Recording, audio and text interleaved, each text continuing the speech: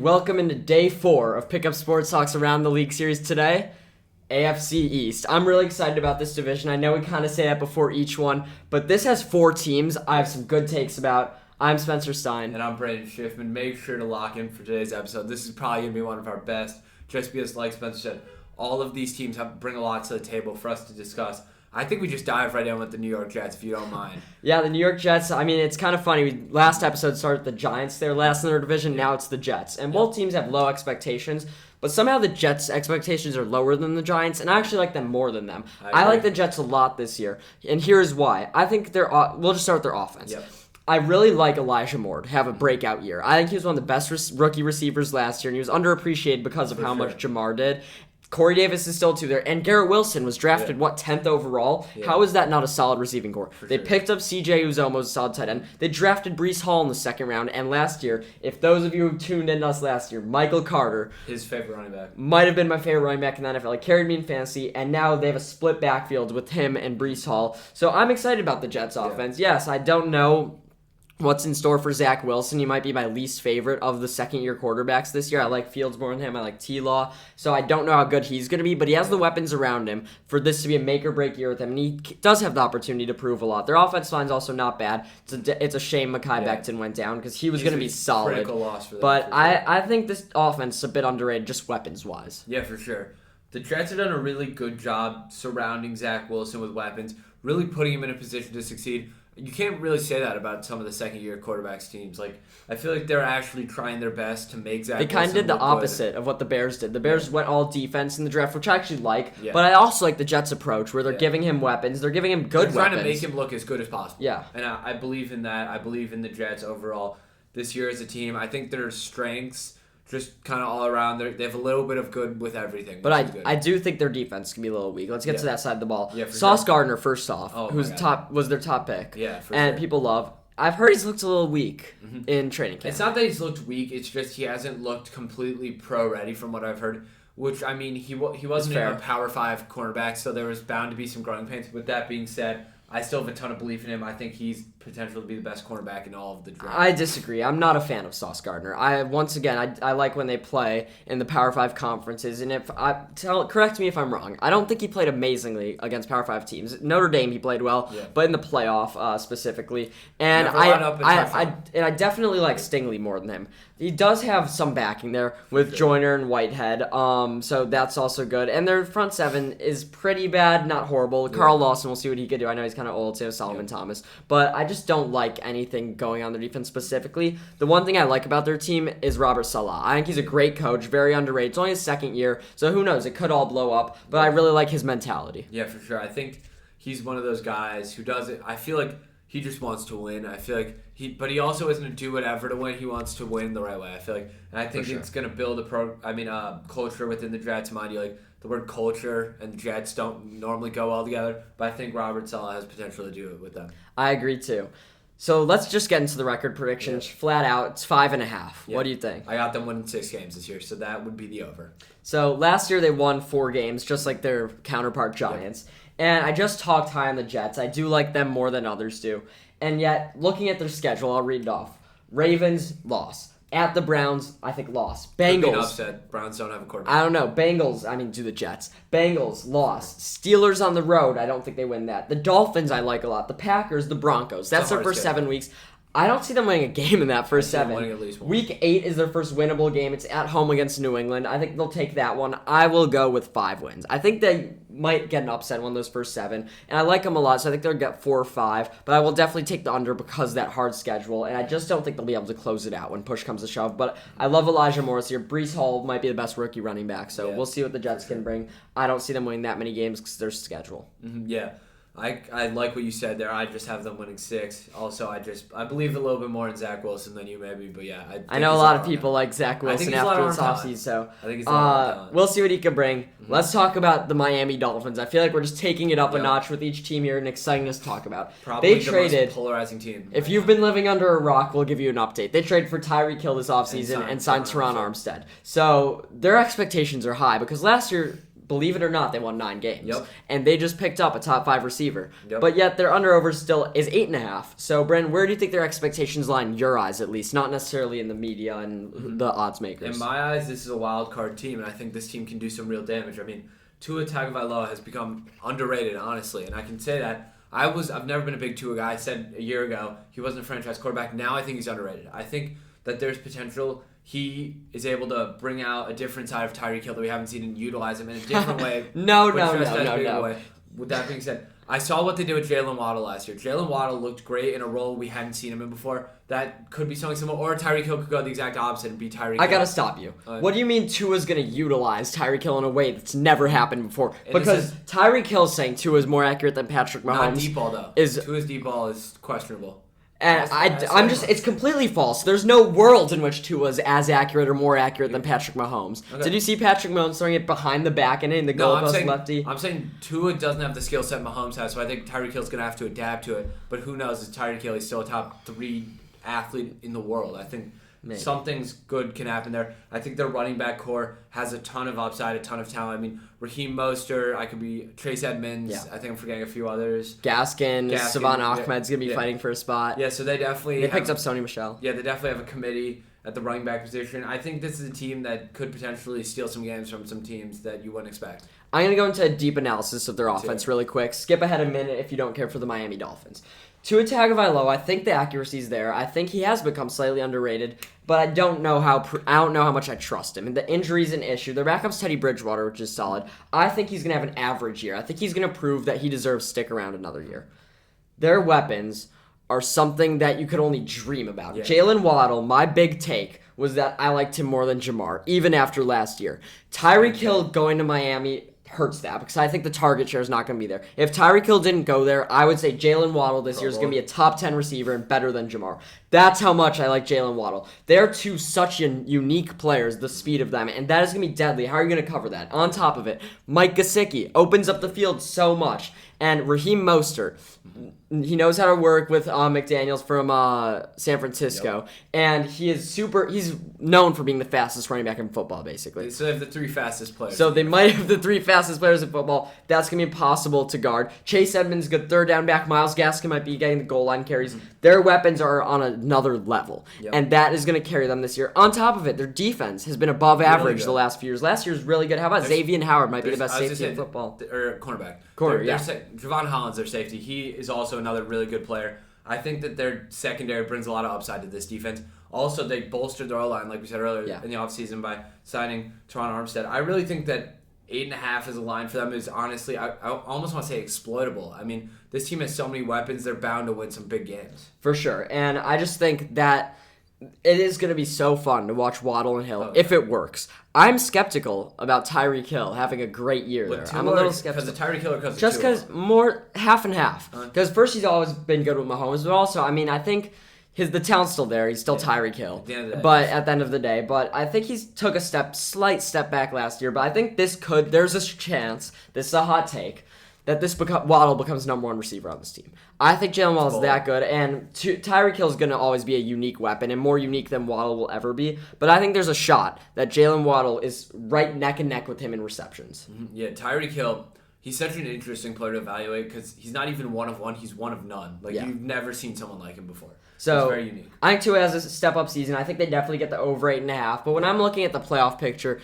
I think even with 9 wins, I don't know if that gets you in the AFC. Yeah, the AFC's strong. I think we're both going to say they're not going to win this division. They would have to be a wild card team. And we already talked about in the AFC North on our second day that the Bengals and Ravens we have in the playoffs. We both had both of them. One of them's going to be a wild card team. So there's 2 teams right there. The AFC West, however many, and there has to be a winner in the South. Yeah. So I think they are going to be neck and neck for a wild card spot. I have them missing it with 9 wins just by a game. Yeah, they're going to be fighting for a wild card. But they could win 10 and get in, I think. That's doable. I think that even if they don't get to the wild card, I think they're still going to have a good year in reference to the teams they beat and the performances they put up. But yeah, I feel like the AFC is just so stacked right now. It's going to be tough for them. For sure. And I think really Tua, this is his year. That's what a lot of it depends on. Yeah, for sure. Let's move to the New England Patriots. And Brandon, once again, a lot of opinions on this team. I don't like the Patriots this year. But what are their expectations before you say your opinion? Because I know the under-over is 8.5, even though they won 10 last year. So others are expecting them to take a step back too. Yeah, so last year they went into the wild card game against the Bills and got absolutely embarrassed by, I think, 41 points. Yeah. And this year I don't see it getting much better for them. I actually think they've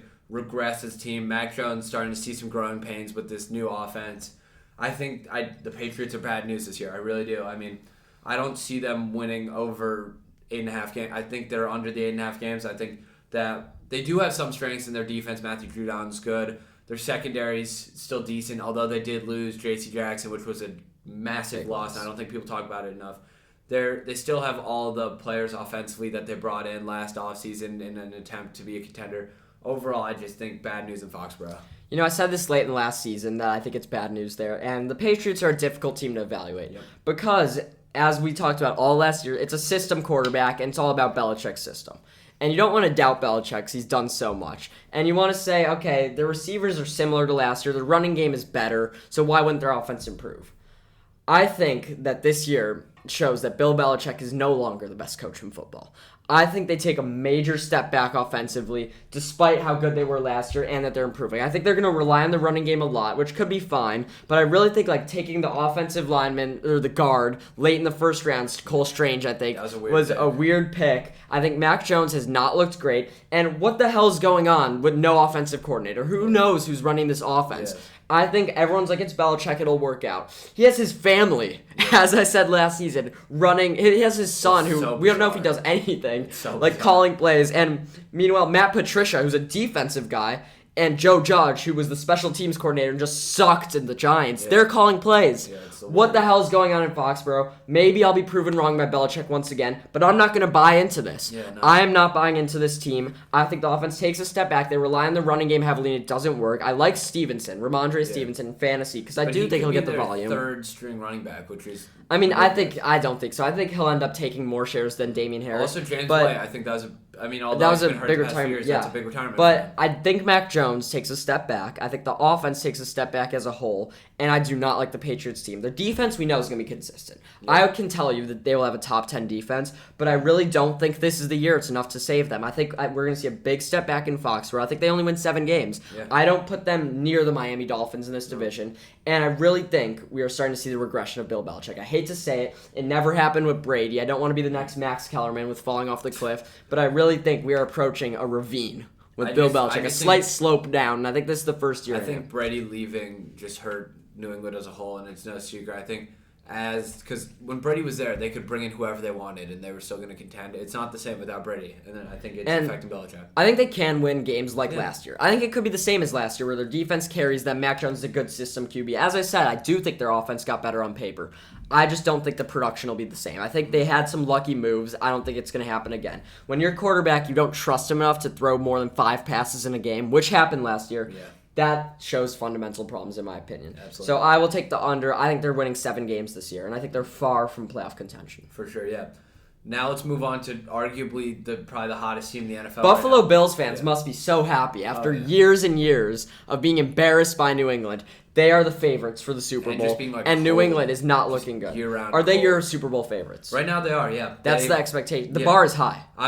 They're not quite at the Super Bowl or bust level yet, but as we get closer to the season, it could become that. Josh Allen is no secret the MVP frontrunner. Like, he's probably going to be the most bet on guy to win the MVP before the season starts. He's a favorite. Yeah, he's probably going to be a betting favorite. This is all for good reason. Yeah. Like, in my head, when I'm thinking of a Super Bowl favorite, I have to go straight to Buffalo. I'm going to try and pick another. Last year, they were one coin flip away from potentially going to the Super Bowl because I think they would have beaten the Bengals. I mean, who knows what would have happened, but all I know is that team was good enough to go to the Super Bowl, and they improved this year. That's all I know, and that is scary. Like, when I'm thinking of the most obvious Super Bowl pick, it has to be them. I'm going to try and pick someone else. You guys will have to wait to see that. Yeah. But looking at their offense, very little weaknesses. I think Stephon Diggs is the utterly most consistent receiver in the NFL. Year in and year out, we know what we're getting from him and Josh Allen.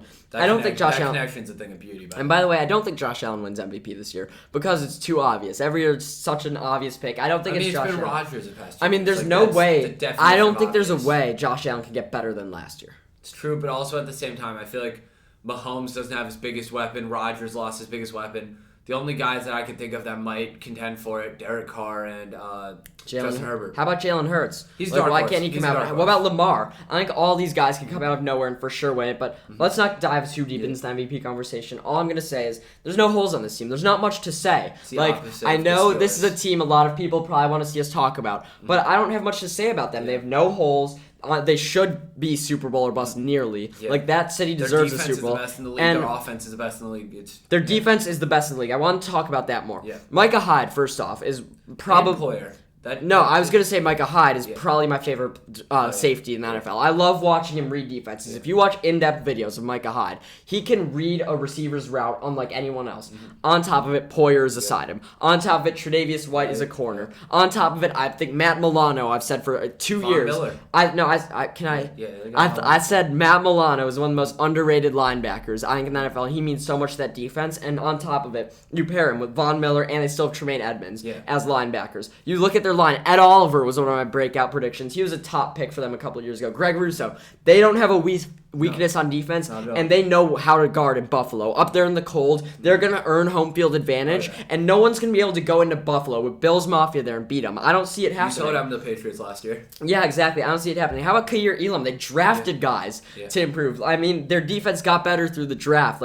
Everything is clicking for Buffalo, and this is the year everything should come together. I hope it does. I really do. And I think hammer the over. I think 13 wins. I think they earn home field advantage. And honestly, if they get home field advantage, they're overwhelming favorites. How realistic is it that Miami goes into Buffalo and beats them? How realistic is it that the Bengals even? So I really like them this year, but I'll give one knock on them before we move on to our final prediction. I think their running back core is a little weaker than people think. They drafted James Cook. I know. I don't like James Cook. How about that? I don't think James Cook. I think he was a little overrated in college. He made some big plays here and there, but he was a running back duo as a college kid, and he probably wasn't the best running back in that duo.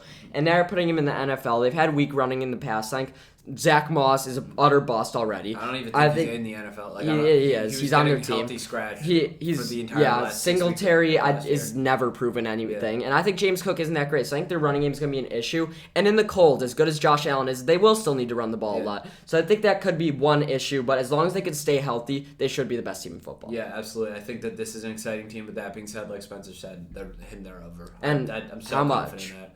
I think they could win 13 games Me this too. year. I think 13 is a good number. So me and Brandon both have Buffalo win this division with ease. Obviously, we want to see this team stick together. It almost seems too obvious for me. They're just so good on both sides of the ball. Von Miller is going to make a difference. He's on that huge deal. He's happy in Buffalo.